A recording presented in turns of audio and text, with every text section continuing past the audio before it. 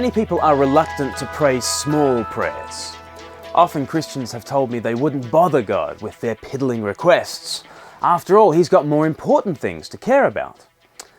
I think that's an odd position to take when you think about it, as though the affairs of global politics were getting on top of God, and therefore we shouldn't distract Him from the busyness, which would no doubt be getting Him down. And we imagine that He's just about sovereign enough to cope with the Middle East and keep an eye on all that sort of stuff, but my dodgy knee is a little bit beyond Him.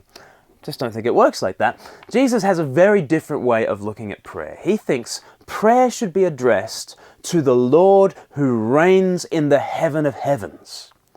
Our Father in heaven is not caught up in the geopolitical affairs of the day. He is so far above those affairs too. If you think your dodgy knee is piddling, well, if you think your problems are a drop in the bucket, that is how He feels about the nations.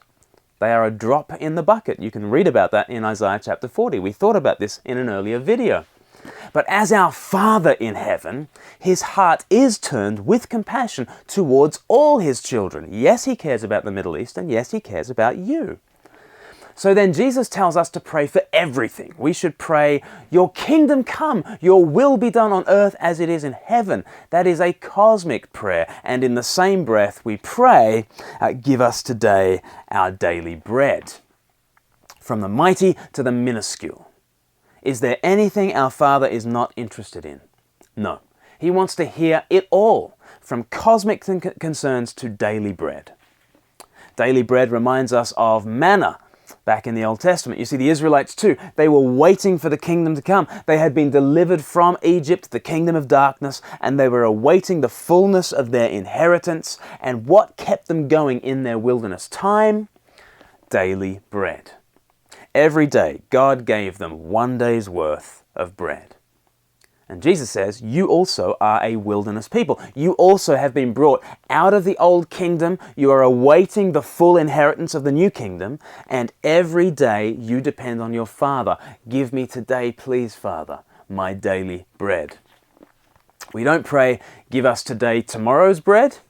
No, tomorrow's bread will be provided tomorrow. And that's when we'll pray for it. Today we pray for today's bread. And maybe you think, well, really anything? Any kind of provision are we to pray for? So, do I pray to win the lottery? Do I pray for my sports team to win? Do I pray that my life just goes swimmingly at every turn? Well, the smallness of our requests should never bother us. On the other hand, the selfishness of our requests should give us pause for thought. Jesus is expressly saying here that we are in a wilderness situation. And He doesn't say, give us today our daily vol-au-vents, give us today our daily luxuries. Daily bread speaks of necessities, not selfish whims. And ultimately, what is our great necessity? Well, John chapter 6, verse 35, Jesus declared, "I am the bread of life. He who comes to me will never go hungry, and he who believes in me will never be thirsty." Or John 6, verse 48, "I am the bread of life. Your forefathers ate the manna in the desert, yet they died. But here is the bread that comes down from heaven, which a man may eat and not die. I am the living bread that came down from heaven. If anyone eats of this bread, he will live forever. This bread is my flesh, which I will give for the life of the world." What do you need today? There will be small things to pray for, daily necessities, and that's good. Pray for the small. Don't pray selfish, but do pray for the small.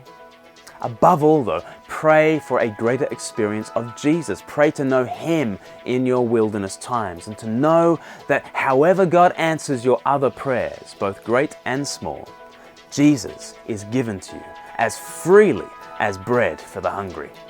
Today, what you really need is Him.